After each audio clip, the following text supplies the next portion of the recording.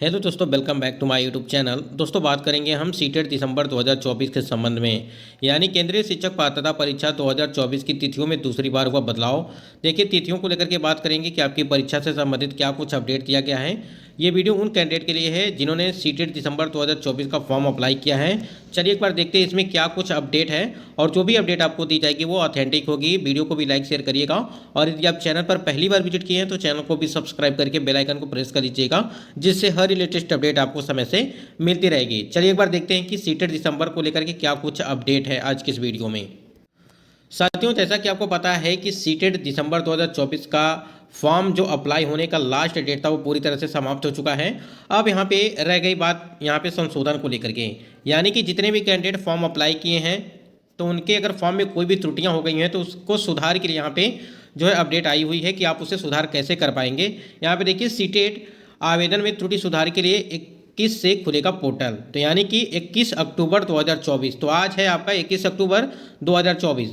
तो इसमें क्या करना है आपको, अगर आपने फॉर्म अप्लाई किया है, ठीक है, तो अगर उसमें कोई भी त्रुटियां हो गई, मान लीजिए आपके नाम में त्रुटि हो गई, आपके पिताजी के नाम में त्रुटि हो गई, डेट ऑफ बर्थ में त्रुटि हो गई, ठीक है, तो उन सभी चीज़ों को जो है आप सही ढंग से यानी कि सुधार उसमें कर सकते हैं, करेक्शन कर सकते हैं। चलिए एक बार देखते हैं कि क्या कुछ अपडेट दी गई है कि केंद्रीय शिक्षक पात्रता परीक्षा सीटीईटी परीक्षा 2024 के लिए आवेदन की अंतिम तिथि गुरुवार को समाप्त हो गई, और सीबीएसई की ओर से अब आवेदन में हुई त्रुटि के सुधार के लिए पोर्टल खोला जाएगा, यानी कि 21 तारीख से त्रुटि सुधार के लिए पोर्टल 21 से लगाकर के 25 अक्टूबर के लिए खुला रहेगा। इस दौरान वैसे अभ्यर्थी जिनसे आवेदन के समय कुछ गलतियां हुई हैं वो उसमें सुधार कर सकते हैं। मालूम हो कि सीटेट 2024 की परीक्षा जो है वो 14 दिसंबर 2024 को निर्धारित की गई है। देखिए, यानी कि 21 तारीख से लगा करके 25 तारीख तक, ठीक है, यानी 21 अक्टूबर से लगा करके 25 अक्टूबर तक आप इसमें जो है संशोधन कर सकते हैं, ठीक है। जैसा अभी हमने यहाँ पे बताया है कि यहाँ पे संशोधन के लिए दिया गया है कि अगर आपके आवेदन में कोई भी त्रुटियां हैं तो उसे संशोधन आप कर सकते हैं। तो देखिए, आप लोग लापरवाही मत करिएगा। जिनका भी कोई भी त्रुटि है, मान लीजिए आपको संशोधन करना है और आपको लगता है कि हाँ ये चीज़ गलत है, हमें सुधार कर लेना चाहिए, तो बिल्कुल कर लीजिए। क्योंकि जब यहाँ पे आपका रिजल्ट जारी कर दिया जाएगा तो उस टाइम पे आप जब संशोधन कराएंगे तो आपको काफ़ी दिक्कत होगा, ठीक है, रिजल्ट में।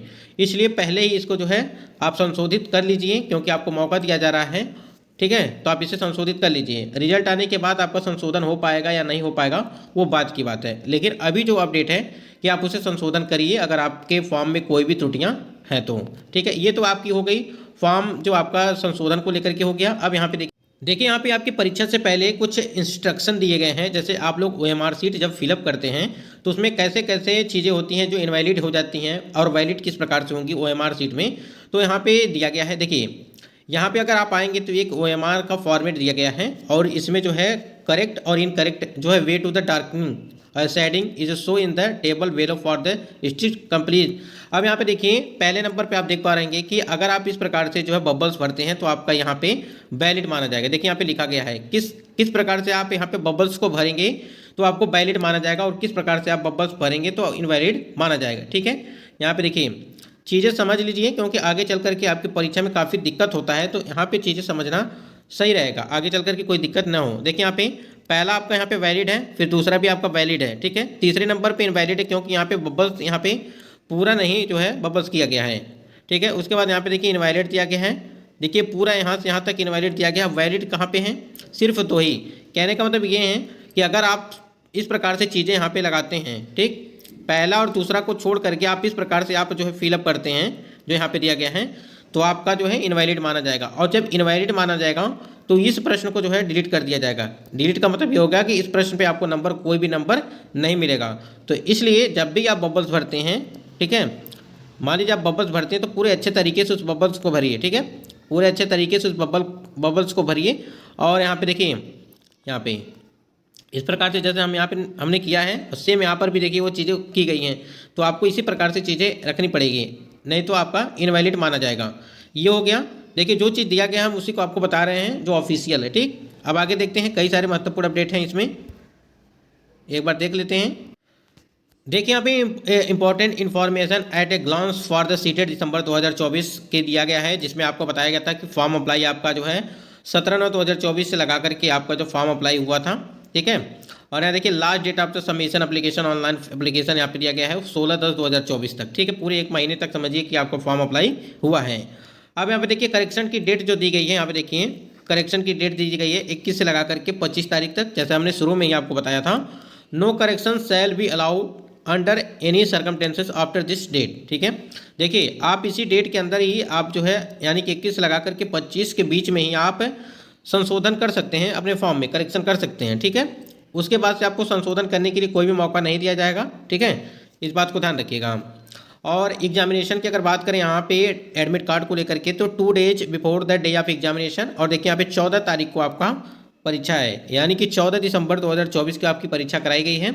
और एक नोटिफिकेशन जारी किया, मतलब कि नोटिस जारी किया गया था, उसमें ये भी बताया गया है अगर कैंडिडेट अधिक रहें तो आपका जो है 14 तारीख को तो परीक्षा रहेगी ही, और 15 तारीख को भी परीक्षा होने की संभावनाएं बन रही हैं। ठीक है, यानी कि 2 दिन परीक्षा होने की संभावना है, लेकिन ये डेट जो 14 तारीख वाला है ये फिक्स डेट है, इसमें कोई भी परिवर्तन अब नहीं किया जाएगा। अगर कुछ परिवर्तन किया जाएगा तो हम आपको ज़रूर इन्फॉर्मेशन देंगे।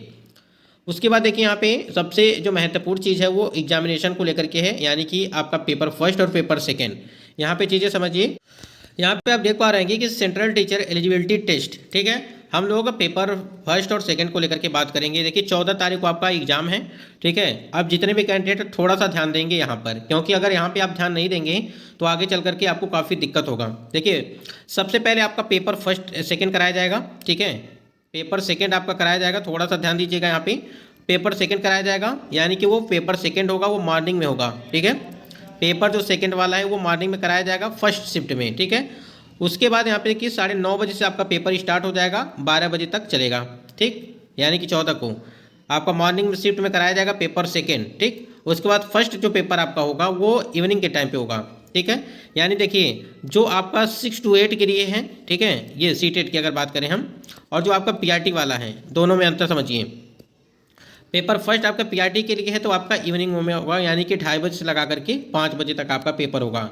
तो टाइम टेबल मतलब कि कहने का मतलब ये है कि सबसे पहले आपका पेपर सेकंड कराया जाएगा मॉर्निंग शिफ्ट में, और जो आपका फर्स्ट पेपर है पीआरटी का है वो आपका इवनिंग में, यानी कि 2:30 बजे से लगा करके 5 बजे तक आपकी कराई जाएगी। इसको आप स्क्रीनशॉट ले सकते हैं अपने सुविधा के लिए। फिलहाल हमने यहाँ पे आपको बता दिया कि क्या चीज़ें हैं यहाँ पे। अगर यहाँ पे आपको कोई भी कन्फ्यूजन है तो कमेंट सेक्शन में करिएगा कमेंट इसके लिए। बाकी हमको नहीं लगता है कि कोई आपको कन्फ्यूजन होगा इसको लेकर के, यानी कि जो आपकी टाइमिंग है परीक्षा की वो। देखिए बहुत सारे कैंडिडेट के साथ यही होता है कि वो समझते हैं कि जो फर्स्ट पेपर होगा वो पीआरटी का होगा, यानी कि आपका 1 to 5 का जो होगा फर्स्ट पेपर वो पहले होगा, यानी कि मॉर्निंग टाइम में होगा, और जो आपका सेकंड पेपर होगा इवनिंग टाइम में होगा। पहले तो ऐसे ही होता आ रहा है, लेकिन 2-3 बार से ऐसे ही मतलब देखने को मिल रहा है इसी प्रकार से, फर्स्ट सेकंड पेपर पहले और फर्स्ट पेपर जो है इवनिंग टाइम में। यहाँ तक चीज़ें क्लियर हो गई होंगी। तो जो भी चीज़ें हैं हमने आपको बता दिया, और सारी चीज़ें जितना भी चीज़ हमने आपको बताया वो सारे ऑफिशियल हैं, इसलिए इसको आप लोग इग्नोर नहीं करेंगे। इस बात को ध्यान रखिएगा, संशोधन कर लीजिएगा अगर फॉर्म में कुछ भी गड़बड़ी है तो। ठीक है, और परीक्षा की जो टाइमिंग है उसको भी देख लीजिएगा कि उसमें भी आपको कहीं ऐसा ना हो कि आप फर्स्ट पेपर जो है मॉर्निंग टाइम में समझें और सेकेंड पेपर इवनिंग टाइम में समझें, तो ऐसा गलत हो जाएगा और आपकी परीक्षा छूट भी सकती है। दोस्तों ये कुछ महत्वपूर्ण अपडेट थी, और बाकी अपडेट के लिए चैनल से जुड़े रहिएगा। जो भी अपडेट आपको दी जाएगी वो ऑथेंटिक होगी, ठीक है, और ऑफिशियली होगी। दोस्तों आज की वीडियो में इतना ही, मिलते हैं नेक्स्ट वीडियो में, तब तक के लिए जय हिंद।